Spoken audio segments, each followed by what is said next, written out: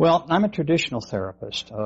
Initially, I worked not in past life regression or in any of the things that I do today. Primarily, I was working in behavior modification and working with people who had problems with sleeping and with depression, this sort of thing. In time, people would come to me and ask, well, since you are working in hypnosis, is it possible that you could take me into a past life? And I was very imperious in those days. I said, no, I don't do those kinds of things. I am terribly sorry, but I'm very traditional in my academic orientation, and you would have to go to somebody else for that kind of thing. So what happened to me was that after a number of years passed, I had a client who came complaining of a pain in his side. He told me that he'd been to many medical doctors, had x-rays, and was told that it was all psychosomatic. It was in his mind, and that if he just forgot about it, it would go away. But it was causing him intense pain. He wasn't sleeping well, and so forth. He asked me if I could possibly find any root causes for this in his childhood, if I could regress him to his childhood. So I did this, and we searched, and I looked through many of the early aspects of his childhood, and I could find him not falling on a sharp object or being involved with knives in any way or anything that would cause this very sharp pain in his side. So finally, in frustration, I said to this individual, who, by the way, went very deep very quickly in hypnosis, which is an important part of what I'm saying, because that to me is a key in reaching into the past life work that I now do and my interlife work. I said, go to the source of your pain. Tell me the first time it happened. And suddenly he was on the battlefields of France in World War I, in a British division at the Battle of the Somme, and was being bayoneted. So while the poor fellow had suddenly regressed into a past life, almost getting ahead of me, and he's lying in the mud dying, I'm so skeptical, because that's my nature, that I'm asking him to describe his division patch for me on his arm. What battle is this, I asked. Where are we? Who are you fighting? Because I'm not satisfied that this is really happening to me. So he described all these things very accurately, and since I am an amateur historian, I knew he was accurate. And so I realized that I'd had my first past life case, and I worked in desensitizing him just as I would have done if he'd have been a 6-year-old child who'd speared himself in the kitchen, for instance, while his mother wasn't there. So from that case, I realized that that past life regression was very real. I was still somewhat skeptical. I did a lot more experimenting, of course, and working with people, and a lot more time passed. And then what happened to me was another case, almost by accident. A lady came to me who complained of loneliness and isolation in society, and she felt that she was not really a part of this world, that she just felt so disoriented with the life that she was living and the people that were around her, she was thinking of suicide. And so, again, I worked with this lady as I had done with this man, but not in past life work. We talked about a lot of childhood issues. I put her in hypnosis. We worked a lot with her early life and so forth, and really didn't come up with anything.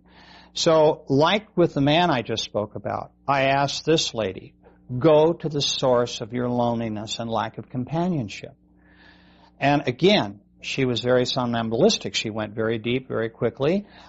She was a very good hypnosis subject.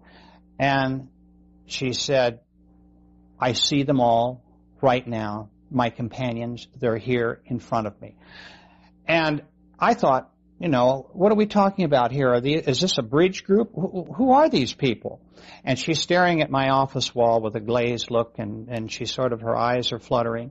And she's saying to me, no, these are my spiritual soulmates, and there are 8 of them, and she described who they are.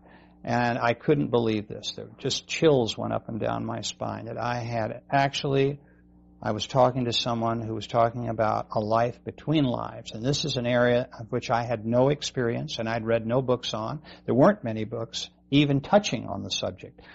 So from that case, I began to really research the area between lives. And I soon, as time went on, I changed it to working basically with people who wanted to know about their immortality. People who now come to me who are interested in finding out who they really are, who their soulmates are, what their spirit group is like, why they are here on earth, and so forth. To me, these are the profound questions in life. And the psychological benefits that come from people knowing these points, these issues in their life, empower them in a way that they had not had before. And so that's essentially how I came to work in the area that I do today.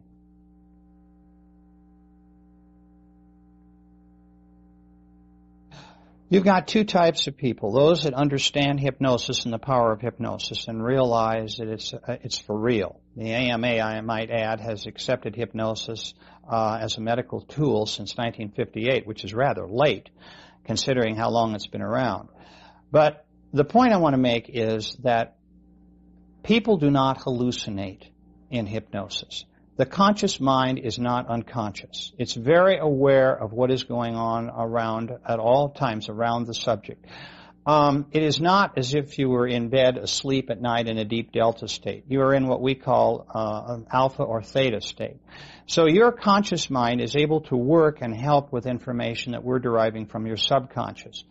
And so hypnosis really, in terms of whether you want to believe in hypnosis or not, depends on your willingness to accept self-reports as data.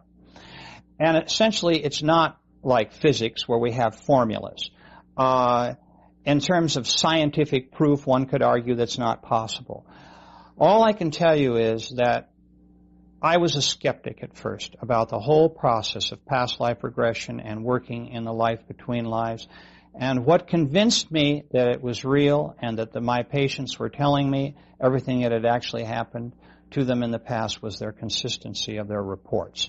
It didn't matter whether someone came to me who was deeply religious or an atheist or any philosophical persuasion in between.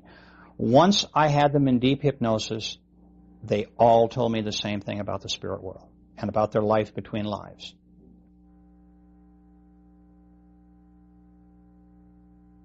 At the moment of death, you rise above your body and you look back at it.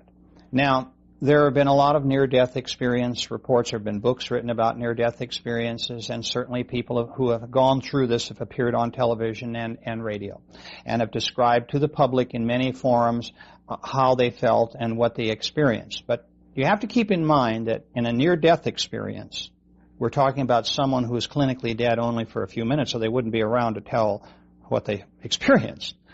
In my case, I have a client in hypnosis for some 3 hours, questioning him about these things.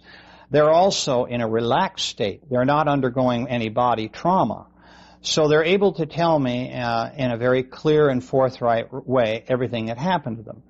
Now, let me explain that there are two types of souls. There are the more advanced type and there are the beginner type souls. There are really a few more types, but I'll just talk about these, essentially. The beginner soul, that is, the person who has not lived all that many lives, sometimes has difficulty separating from their body. And not that they're not released at the moment of death, but they hang around. They want to go to their funerals, and we're so vain. You know, these people will describe how they want to find out who's coming to their funeral, who's bringing flowers, how much respect is their body being shown, you know, being cremated or being put into the ground or what have you. So you have that type of soul who's not really ready to leave Earth's astral plane immediately because they're a little disoriented, and also they're kind of reluctant to leave this life in which they've, you know, had so much enjoyment. Then you have the second major type, which are those souls who have been around a long time and they're very experienced. They usually leave very quickly. And so both types, when they look back at their bodies, I want to tell you that there is something that's uppermost on their mind, and that is to comfort the loved ones that are left behind. All souls will try to reach out and comfort those who are mourning their deaths. They will try to reach into their minds and soothe them in various ways and give them through thought, powerful thought messages, the understanding that they're still alive. Sometimes it's hard because, of course, when we're undergoing this kind of grief, you can imagine that we're so overcome with grief that we might shut down in terms of these messages. So these souls might not be able to reach their loved ones for perhaps days or weeks or months later. But that is the intent, to make them feel comfortable. Then, as they pull away, souls describe bright lights and tunnels, the same as the folks that tell us who have had near-death experiences that they have seen. Now, let me explain something I think is really important. We've heard a lot about people seeing religious figures who have undergone near-death experience. I find no case in all of the cases that I've had over all of the years that I've been working with people through their death experiences who have ever seen a religious figure. What they see are their spiritual guides. These are those loving beings who are their teachers, who come to them at the moment of death to guide them into the spirit world. Now, I'd like to also say that you may also see people who you have known in this life who have passed on ahead of you who will also come and welcome you back. And this, too, is a very wonderful experience. For instance, people will see their mothers, for example, or a best friend who may have died in front of them, or a brother or sister, this sort of thing. And it's a very ennobling and beautiful experience for them.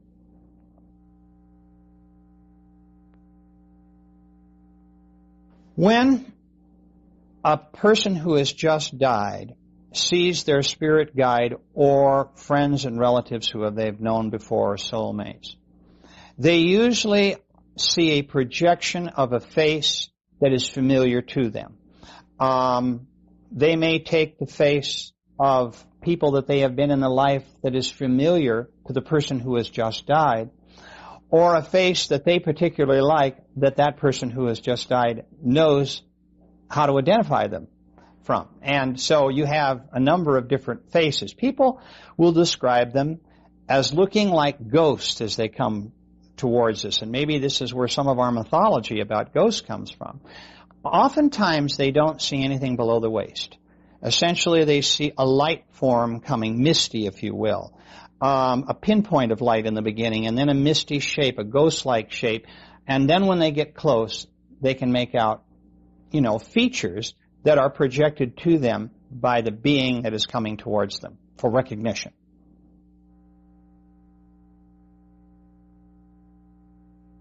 No one that I have ever put in hypnosis has ever seen any demonic figures or hell of any kind. We have heard this from some people who have had near-death experiences, not many, a few.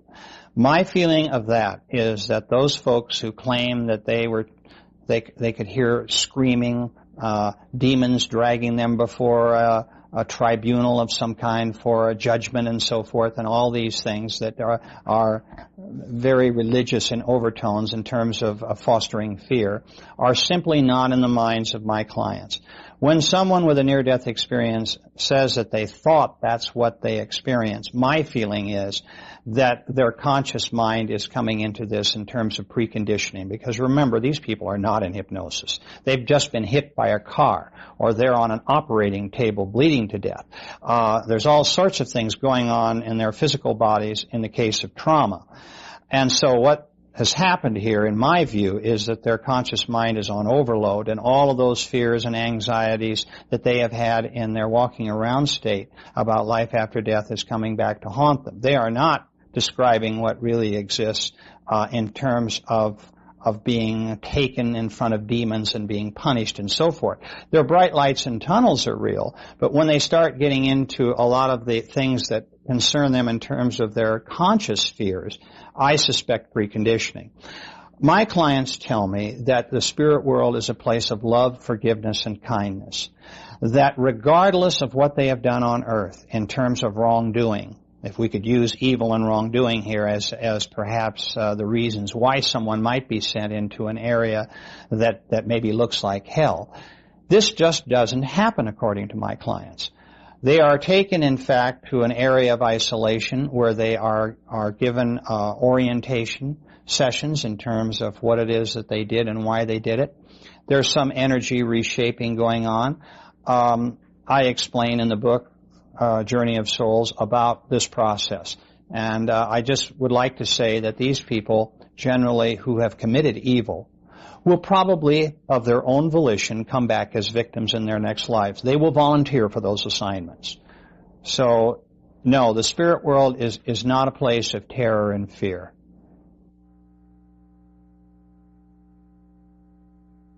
Let me describe to you where I think some people get an idea of a tribunal. And this might be filtering down through their subconscious mind. We do go before a council of what I call elders, wise beings. They've been called the old ones, the sacred ones. There's lots of different names. These are very advanced beings who review the life just lived. Our guides do this. Our guides do this when we first cross over. They talk to us in the privacy of a very quiet setting. And so we can kind of unwind and get re-energized. And then we usually go into our home, if you will, our place in the spirit world where we belong. And we can talk about that in a few minutes. But what I'd like to tell you now is the tribunals concept that I hear a lot about. People worried that they might be hauled in front of demonic judges and made to account for all their sins. These wise beings are more advanced teachers. They rank, if you will, even above our guides in terms of knowledge, understanding, and experience. What generally I find happens is that our guides accompany us to a very quiet, serene area where these beings will talk to us. Now, I'd like to point out that I have had clients who have had only 3 of these elders in front of them, and some as many as 10 or 12. It really depends on the individual, what spirit group they're located in terms of how advanced they are and so forth. These beings will question them in a very gentle way about how you, as the person who has just died, conducted your last life, and how you feel about how well you did, or where you had failings and where there were shortcomings, and they would also like to talk to you about your successes. So it's a very gentle process, and it's one that everyone experiences between lives after every life. And sometimes people will go before them again before their next life in order to review the life to come. But essentially, what they are very wise, understanding beings who will really review with us where we made our mistakes and how we can do better in our next life. This idea of very old souls and very young souls can be confusing. And let me explain why. You might be an old soul in the sense that you've been around since the Stone Age, but you might not have learned your lessons very well or very quickly.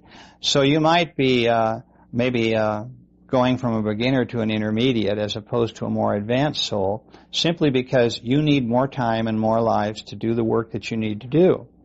I've had other people who have had souls that have progressed very rapidly. I had one lady who in 4,000 years of incarnations on Earth, which is not a long time, moved from the beginner level up to almost intermediate, which is very, very fast. So the reason that I can tell this is by the auras they project in the spirit world, and these colors have really no relation to the auras that people who have that ability on Earth can see around us.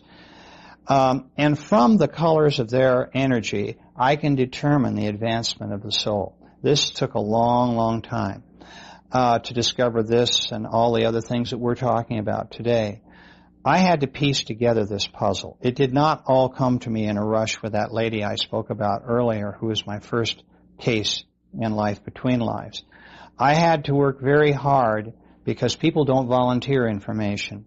In order to get the information that I have written about, it took many, many years. And I'd just like to say, too, that I tried to keep my work unbiased. And when I talk to you about people like guides and the council and so forth, I ask people, what do you see? Not, do you see so-and-so? So that regardless of how many cases have gone before the client I'm working with now, the material seems fresh to them. I ask open-ended questions so that they will come to me with the answers that they're going to frame in their own minds.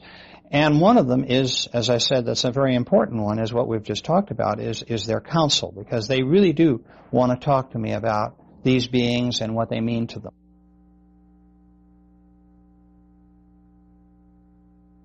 People can get misconceptions from ghosts. And it's my feeling that there are beings who have not left the astral plane yet because they're not ready to. They're very dissatisfied with things. Maybe they were murdered. They want to find vengeance and so forth. They're not forced into the spirit world. Usually they're taken by the hand when they're ready and taken into the spirit world.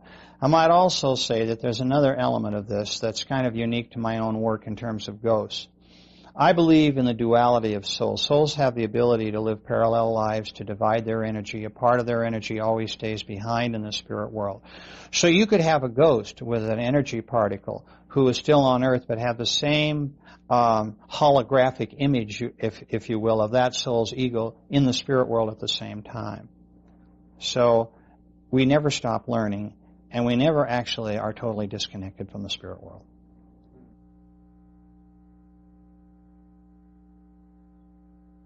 Soul groups are one of the most interesting aspects of my work. The reason for this is that people who I take into their soul group are able to tell me their level of advancement based on how the others are doing in their group as well as themselves. This gives me a much broader perspective as to where this individual is in terms of development.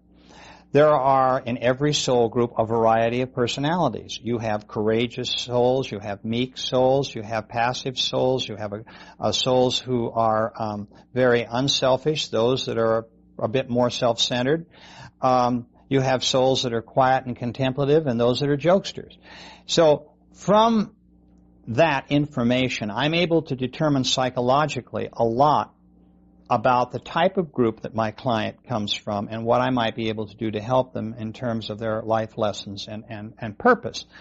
But it's fascinating, too, from another standpoint, because we don't all progress at the same speed, in the same way, in the same areas.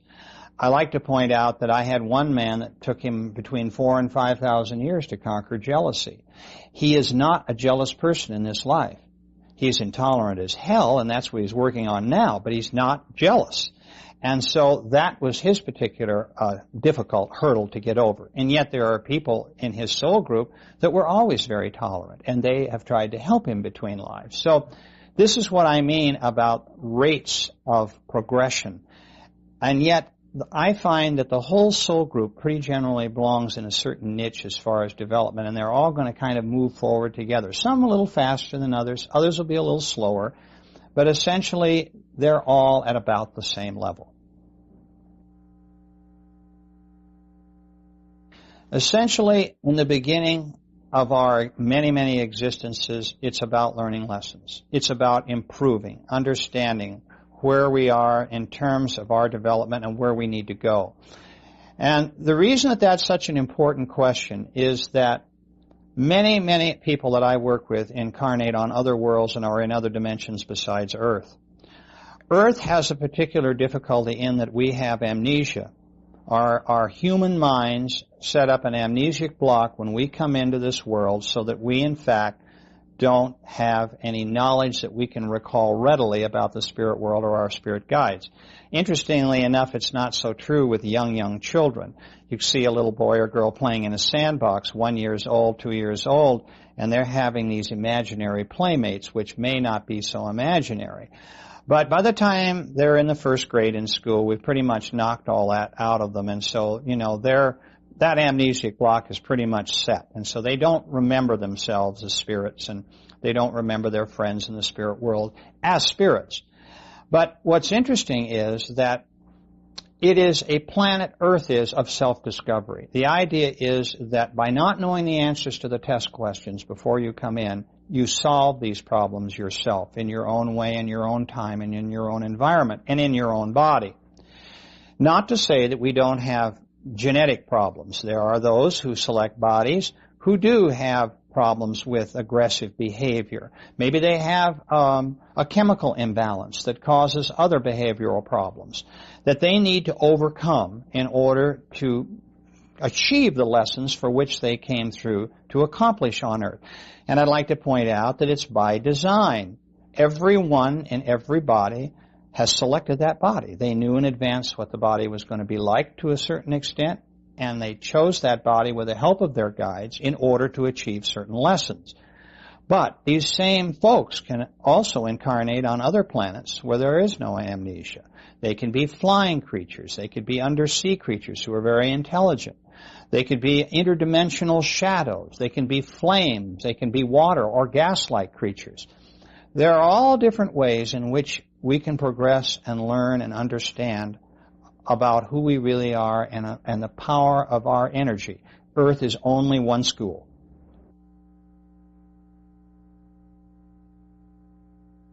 For me, it's difficult to say the word God because, to be quite frank with you, I came into this as an atheist. I did not believe in God.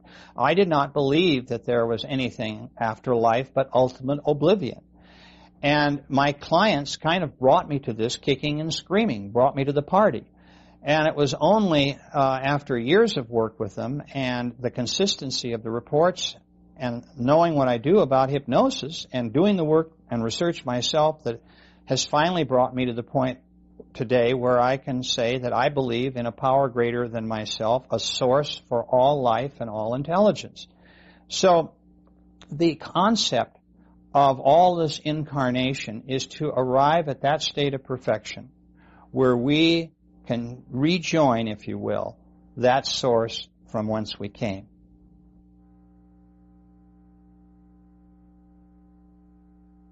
This is one of the most jovial parts, if I could call it that, of my work.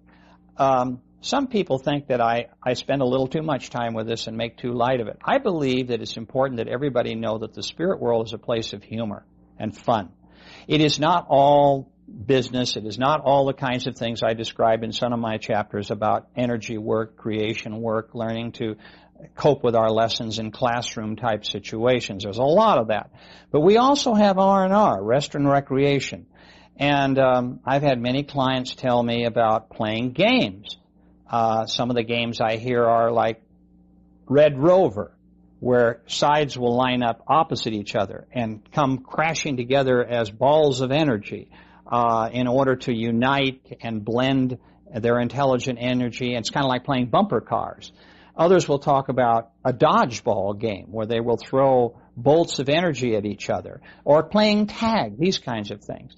And there's a lot more esoteric type games where they can go to other worlds where there is no human life, for example, and frolic, if you will, on that world as spirits who are not there to learn lessons but to simply have fun with each other. And they play. So once in a while when I give a speech about the fact that there is a lot of humor and play in the spirit world, some people get a little upset because they think it all should be very, very serious. And I find that that's just not true.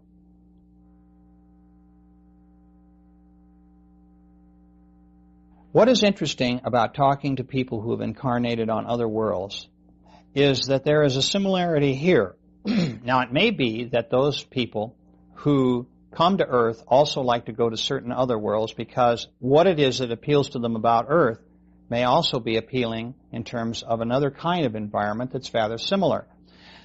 For instance, when I'm talking to large audiences, I ask in the audience how many people in this audience have had dreams where they could fly. Usually 75% of them will raise their hand. Then I will say, how many of you have had dreams where you can swim underwater and breathe, and that you're a very intelligent life form? About half will do that. Then I really narrow the field down. I will ask how many have been giants in their dreams, where everything else is smaller than they are. Only a few hands. And then I might ask how many have been really tiny, tiny beings where everything else is larger than you are, and just one or two out of a group of 100 or 200 people. And what this indicates is, and our dreams do tell us an awful lot about our former experiences, is that many people who incarnate on Earth also incarnate on flying and water worlds. And so I've had a number of clients that have talked to me about being flying creatures, highly intelligent flying creatures, on other worlds and what those worlds were like. And the same for water and how they can swim deep into an ocean kind of atmosphere and how there's cities under the ocean. And they look like not whales or dolphins so much, although there's some of that, but creatures that are so strange that we see them only in mythology. which, by the way, is another interesting area for me because I think a lot of our mythology may well come from these early memories. So I must tell you that there are clients who have had no other incarnating experiences except on Earth, but also many that have had off-world experiences as well.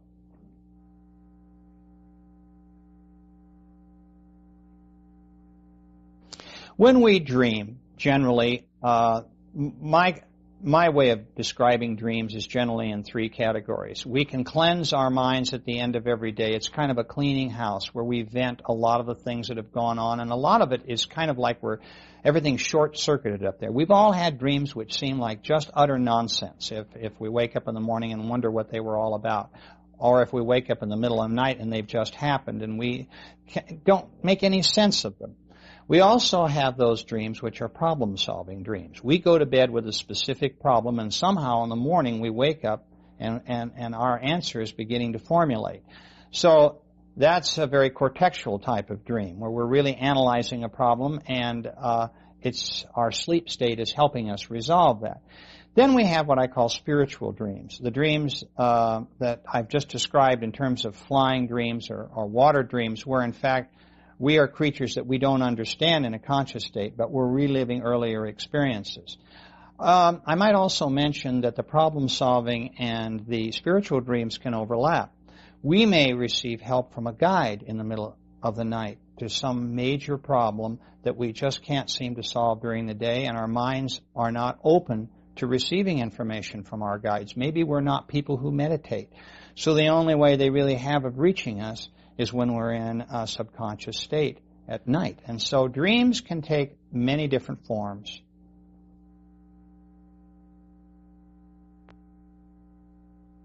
Future lives is an area that I do get into occasionally. Some of my colleagues enjoy working a lot with progression. That's the difference. It's progression instead of regression. And I've heard some interesting, I've had people who have been on starships because they're seeing into the future. A lot of times, though, I don't like working in the future, even when a client is able to talk to me a little about it, because of the fact that I think from a karmic lesson standpoint, it's better that they not know what's coming up. I feel, again, a lot of importance really comes by our discovering and problem solving when the issue is right in front of us. So I'm a little hesitant to spend too much time with that, although I've had many clients who've talked to me, for instance, about the 21st, 22nd century, how overcrowded the next century is going to be on Earth, and how there's going to be a lot of air pollution, and how it's not going to be real easy living around here. In fact, it's made my wife and I come to the conclusion I think we'll wait a century before we reincarnate together again. But I must tell you, too, that the fact of time often comes into this. People who ask me questions about whether it's possible to see into the future are suddenly confronted by this business of time, the past, present, and future, all being capsulized into one action. And this is confusing for them. It doesn't bother them so much when we talk about past lives and our current life. But when we get into the future, they begin to see that, in fact, all time there's not an absolute to time. It's not a chronology like it is on Earth. But, in fact, when we are in the spirit world, we're able to see into the future as well as the past. If we were not able to do this, we would not be able to select our bodies and to know a little bit about what's going to happen to us so that we, in fact, can make the determination that this body is going to be right for us. So, as of necessity, people have to come to this philosophic concept that, in fact, past, present, and future is all relative. There's been a lot of work done in recent years by people who are very scientifically oriented on this. A whole new field of quantum mechanics, where they believe that everything is electromagnetic light, energy, and that time is essentially motion and not chronology, has come into play, where people have had, I think, a greater understanding as quite possible that there is no real relevance to past, present, and future as far as chronology on Earth. It's difficult for us to accept this because we see the sun come up in the morning, go down at night, there's night and day, we age, we see everything changing around us, So for us, it's chronology. Time is very important as an absolute, but it's not true in the spirit world.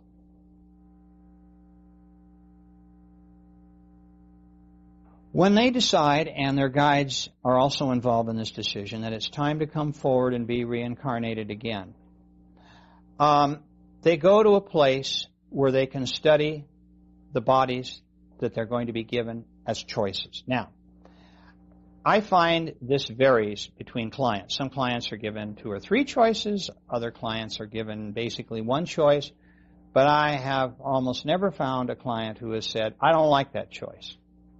Their guides and masters know too much about them, too much about what needs to be done to make mistakes in this area. So I find most people are very joyful when they see the bodies that they're going to inhabit in their next life. They look almost as if they go into a television studio or a movie theater and see in stop action certain aspects of the life to come, to see whether their soul will fit into the personality of the body that they're going to inhabit, and see how that will work in terms of their coming forward. Now, I'd like to say that it's an extremely important part of my work to understand how the soul mind of my client is interfacing with their earthly mind in the ego of the body, the brain in which they're now incarnating as a person in this particular life. Because, as I mentioned before, we have different soul egos that combine with different bodies. And it's true that in the womb, when we're analyzing what this mind is like and how we might combine with it, there is a duality. Once we are born, that fusion has taken place. It is not as if the soul is an alien form. That baby recognizes this intelligent life and welcomes it. After all, if we were to take the soul out of, say, a human body, we would probably have raw emotions. There would be a survival instinct. We'd have aggression. We'd have passivity. All those things which are influential to a soul. But emotions are very peculiar to a body. A soul has to learn how to cope with that. So the soul brings to the body intuition, imagination, a concept of morality, these sorts of things. So this is very important when a soul is looking at that new body and deciding whether this body is going to really be right for them. So what happens after this viewing period is over, souls go back and say goodbye to their soulmates and their soul groups and their guides, and then they are brought forward into that new body in the womb of their mothers.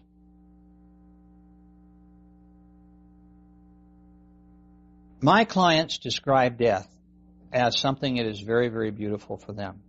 The trauma that has just gone before is pretty much wiped out at the moment of death. They rise out of their bodies. They realize that they're an immortal being. Oh my God, I'm not dead, is a statement I hear quite often. And they look back at their bodies, and of course, all of their memories of all of who they are as souls and all their past lives come crashing in, and they realize that this life they have just lived is transitory. Not that they can't feel sadness for the husband and wife who is at their bedside, for example, or a child. But souls don't feel sadness the same way human beings do, because they're immortal beings.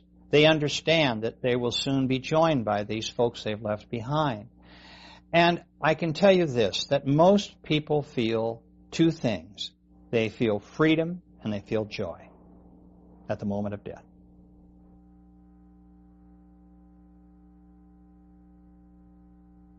The disturbed souls are those that may have been murdered, for example, or may have lived very, very traumatic lives. They're very unhappy. The soul, if you will, has been contaminated by the human body through all sorts of genetic, influences and environmental influences that has caused a very difficult life.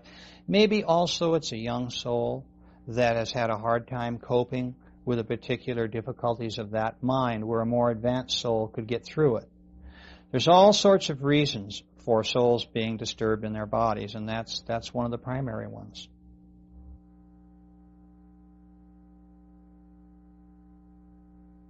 I find the different levels of souls are generally on 3 different levels, although I can keep this simple and just say beginner and advanced.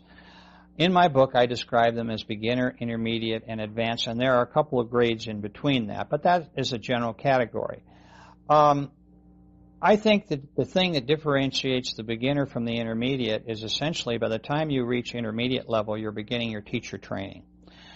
You're given more responsibility. You've had a lot of lives that have been very difficult, and you've been very successful in your life in handling them. One of the primary things that our guides and teachers look at is how we have treated others in our life. What have we done for others as opposed to ourselves? And if we find people who are really quite unselfish and giving people, we know that probably they're moving into the intermediate level. And from the intermediate level to the advanced level is the difference between a soul being kind of at the beginning stage of teaching to one that is a more advanced teacher. And those souls that are more advanced are into work that is very, very demanding. Many of them will have a number of people with whom they are teaching who are on Earth and on other planets. And it is also their responsibility in the spirit world to, if you will, run spirit groups as teachers, and to conduct lessons, and to work with individual souls on their own problems. So there's quite a difference between a beginner and an advanced soul.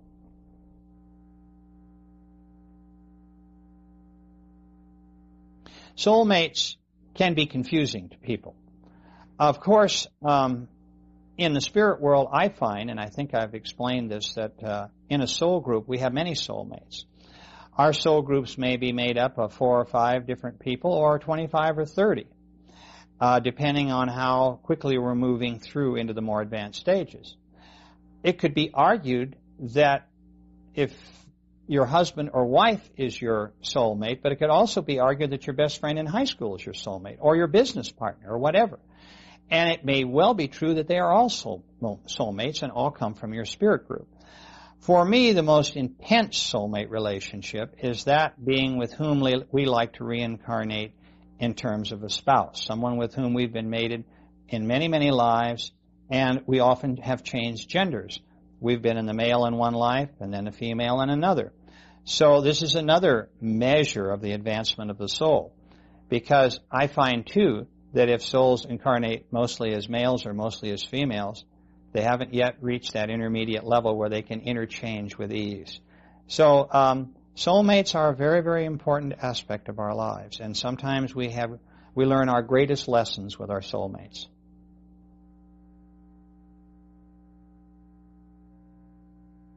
Well, orientation is that aspect of going into the spirit world where you review your last life. You review what it is that you did right and what you did wrong. Transition is when you move into the spirit world to your place where you live with your other souls who are your group. And there may be other groups that you can see around you. And finally, the last area is when you move forward. That is the time of rebirth and embarkation, if you will. When the time that you have spent between lives now is completed and you're ready to tackle the next life and the next body and go forward with the next lesson that will give you basically purpose in your life.